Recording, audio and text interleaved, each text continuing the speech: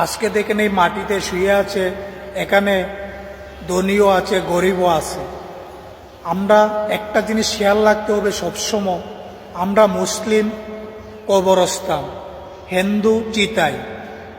তাইলে আমাদের ভাগ্যটা এতেই ভালো। দেখেন মানুষে সাজা পাজানে প্রকৃত দেখা যায়, হিন্দু পুরাইতেছে, আমরা দেখতেছি চিতার ভিতরে তার কত কষ্ট। আমরা যদি সাধারণ একটু আগুনের সেকা খাই কত কষ্ট, জ্বালাপুরা, এটা আমরা বুঝতে পারি। তাহলে এগুলো আমরা দেখতেছি। আর আমরা ধর্মটা কত শান্তির, দেখেন হাজার হাজার টাকার কাপড় কিন্নাসেরা সুন্দরভাবে মোরায়েসেরা আমাদেরকে এই মাটিতে গুরুস্থানে কবর দিয়া মানুষে দোয়া কামনা করে, যেমন আল্লাহ বেহেশত নসিব করুক।